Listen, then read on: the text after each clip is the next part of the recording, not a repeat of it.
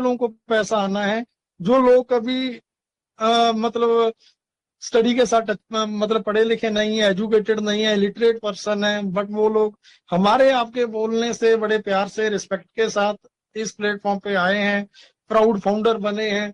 तो कैसे उनका फ्यूचर किस दिशा में जाएगा, कैसे जाएगा? आज कोशिश करूंगा मैं मेरी तरफ से बेस्ट देने की, कोई चीज कम ज्यादा बोली जाए तो उसके लिए मैं पहले ही क्षमा प्रार्थी हूँ, माफी मांगूंगा आप सभी से। ओके, तो सबसे पहली बात, मेरा सिस्टम में आना 15 अगस्त 2019 को गुरशमेंद्र ढिल्लों साहब, ठीक है, कनाडा में है, उन्होंने मेरे को ये एक लिंक भेजा था, एक स्लाइड भेजी थी जहां पे 35,000 फाउंडर चेयर अप कर रहे थे। मतलब एक स्लाइड में शो किया गया था कि 35,000 फाउंडर। आज भी आप स्लाइड्स आते हैं, अभी तो खैर आती नहीं, हर रोज हम एक बहुत बड़ा माइलस्टोन टच करते हैं, ठीक है। बट उस टाइम जब मेरे को वो 35,000 फाउंडर की स्लाइड देखी थी, मैंने मना कर दिया था कि या तो मैं इस सिस्टम के लायक नहीं हूं या ये सिस्टम मेरे लायक नहीं है।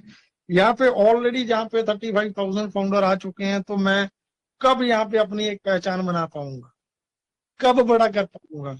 बट दोस्तों, उसके बाद वो 2 वीडियोस ने मेरे को पूरी रात सोने नहीं दिया। वो 2 वीडियोस जो मेरे को भेजे गए थे, तो मैंने उनमें ऐश मुफर्रा साहब का विजन, ठीक है, वो वीडियो नहीं थे, ऑडियो थे एक्चुअल में, उनका विजन क्लियर था कि फ्यूचर में आने वाले टाइम में ये सिस्टम कितना बड़ा बनेगा जो किसी ने इमेजिन नहीं किया होगा।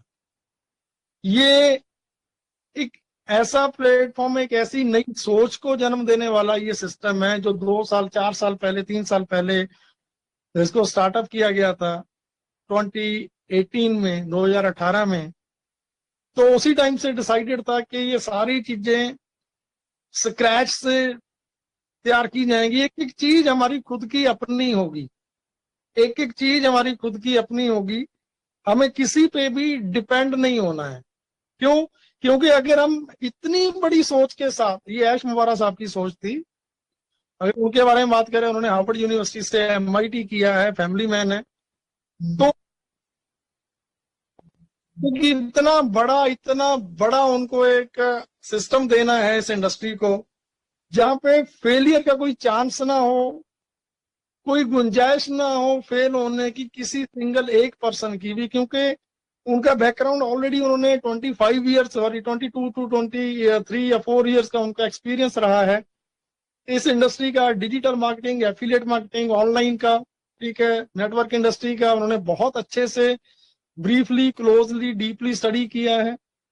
एंड उसके बाद उन्होंने दुनिया के टॉप मोस्ट बड़े बड़े बिजनेस, JP मॉर्गन हो गया, चेज हो गया, एप्पल हो गया, ठीक है, बड़े बड़े दुनिया के सबसे सारे के सारे टॉप मोस्ट बिजनेस को स्टडी किया, क्लोजली स्टडी किया। कहाँ पे कमियां रह जाती थी, क्यों कमियां रह जाती थी, क्यों वो सिस्टम बड़े नहीं बन पाए, अगर बड़े बने हैं तो वो सिस्टम उस आम एंड यूजर तक वो हेल्प, वो सपोर्ट या वो बेनिफिट नहीं पहुंचा पाए हैं जो लोगों तक जाने चाहिए थे। तो उन सभी चीजों का कंक्लूजन निकाल के उन्होंने ये 2018 में एक सोच के साथ इस सिस्टम को शुरू किया था कि मुझे कुछ ऐसा करना है, इतना बड़ा करना है जहां पे फेलियर का कोई चांस ही ना हो, 100 नहीं, मोर देन 1000% गारंटी हो। सो आज अगर आप लोगों ने पिछले वेबिनार में सुना होगा, तो माइकल सर बता रहे थे क्यों यहाँ पे कामयाब होना है, क्यों, वाई यहाँ पे -1% भी फेलियर की कोई चांस ही नहीं है। उन्होंने बोला मशीन यहाँ पे काम करेगी आप लोगों के लिए, हमारे लिए मशीन काम कर रही। मशीन कभी सोती नहीं है, खाती नहीं है, पीती नहीं है, ठीक है, उसको दिन रात 24 घंटे काम करना है। आप सो रहे हो, खा रहे हो, पी रहे हो, चल रहे हो, बैठ रहे हो, बीमार हो, प्ले कर रहे हो, खेल रहे हो, कुछ भी कर रहे हो, एवरी मिनट, एवरी सेकेंड वो मशीन आपके लिए काम करेगी। क्यों करेगी? क्योंकि आप इस सिस्टम के प्राउड फाउंडर हो।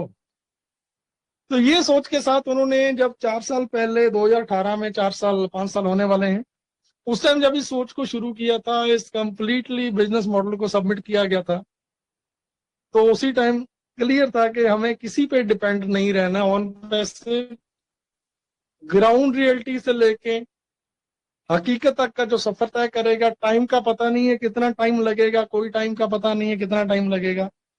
बट यस डेफिनेटली जिस दिन हम ग्राउंड रियलिटी पे लॉन्च होंगे, पब्लिक में आएंगे, इस दुनिया में आएंगे, आने वाले 2 3 5 सालों में इस अर्थ की, इस प्लानिट की, दुनिया की, धरती की सबसे बड़ी कंपनी बनेगी ऑन पे से।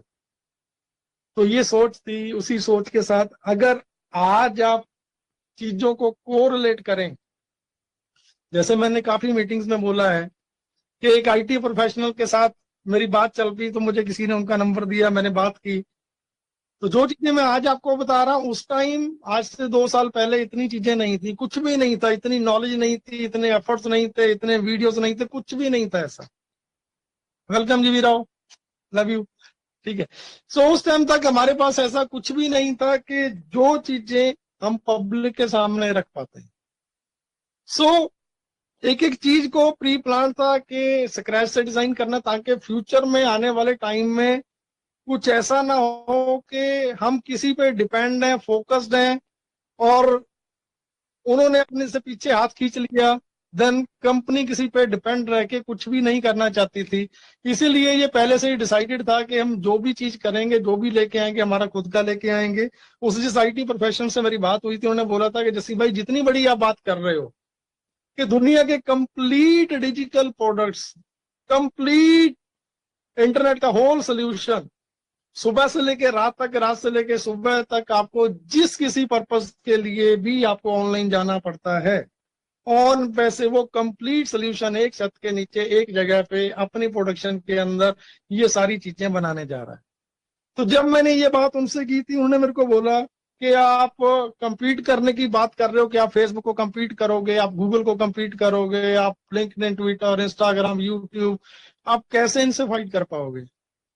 आपको पता है इनमें से सभी में से आप किसी एक का नाम ले लो, फेसबुक का ले लो, गूगल का ले लो, इनके खुद के डाटा सेंटर्स हैं, खुद के क्लाउड सर्विसेज सर्वर हैं।